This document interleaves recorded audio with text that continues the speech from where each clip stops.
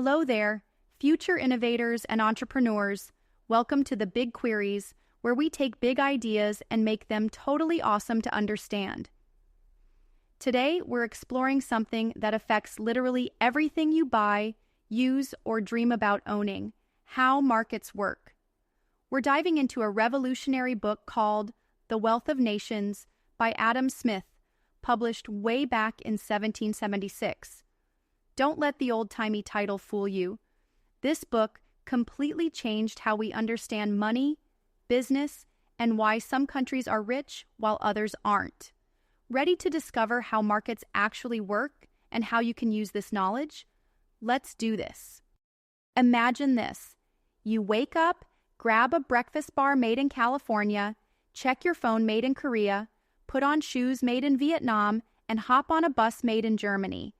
Your normal day connects you to thousands of people around the world who made these things, yet you've never met a single one of them. How does all this happen without anyone in charge planning it all? That's exactly what Adam Smith figured out. When Smith wrote his book in 1776, most people believed countries got rich by hoarding gold and basically taking wealth from other nations. But Smith had a revolutionary insight. Real wealth isn't about gold sitting in a vault. It's about producing useful stuff that improves people's lives. And the best way to create more of this real wealth? Let people freely trade with each other. When people are free to follow their own self-interest in markets, they end up helping others without even trying to. He called this the invisible hand. It's like a superpower that turns our selfish actions into benefits for society. Pretty neat, huh? Let me show you how this works. Let's say your neighbor Jamie decides to start a cookie business because she wants to make money. She's thinking about herself, right? But to succeed, she has to make cookies people actually want at prices they're willing to pay. So her self-interest guides her to help others by giving them delicious cookies. Meanwhile, to keep prices low, she looks for the best ingredients at the best prices, which rewards the suppliers who are most efficient. Everyone in this chain is just trying to help themselves, but they end up helping each other. Smith also figured out why some nations become wealthy while others don't. His biggest discovery was about something called division of labor, or what we can call super specialization. Here's his famous example. Imagine making pins, like the metal kind for sewing. One person working alone might make 20 pins in a day. But Smith visited a pin factory where the work was divided into 18 tiny steps, with different people specializing in each step. Guess how many pins they made per worker? Not 20, not 200, but 4,800 pins per worker per day. This is a massive superpower. When we specialize and trade, we all get richer together.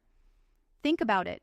Instead of each of us trying to grow our own food, make our own clothes, and build our own phones, which would be a disaster, we each focus on what we're good at and trade with others. This creates way more stuff for everyone. Now, Smith wasn't saying markets are perfect. He recognized that businesses sometimes try to rig the system, forming what he called conspiracies against the public to jack up prices. And he knew some important things like education and roads might need government support. But his big insight was that markets, when they're working well, harness our natural self-interest to serve others. So what does all this mean for you? How can understanding markets help you in your daily life? Grab your notebooks, squad. Here are some awesome, actionable items to help you navigate and thrive in our market economy. First, become a money tracker. For 1 week, record everything you spend money on.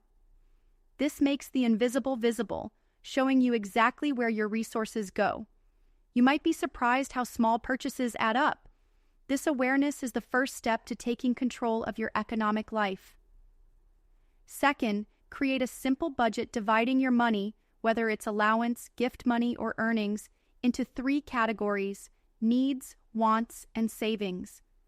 This simple system, even with small amounts, teaches you one of the most valuable skills: making conscious choices about limited resources, exactly what economics is all about. Third, become a comparison shopper. Before buying something that costs more than a few dollars, Research prices online or in different stores.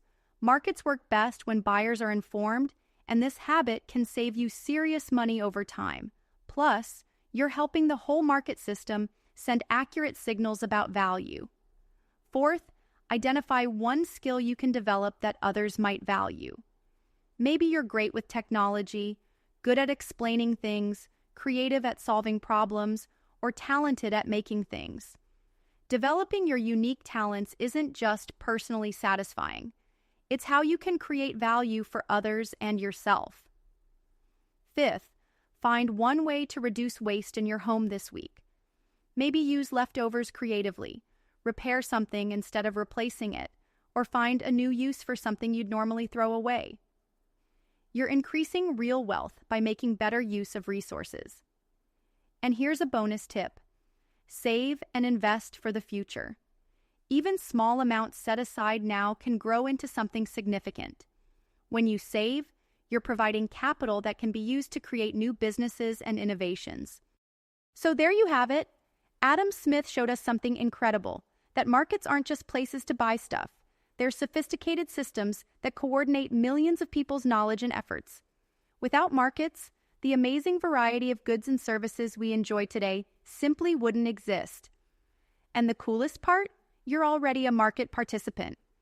Every choice you make as a consumer or potential producer shapes this system in small but real ways.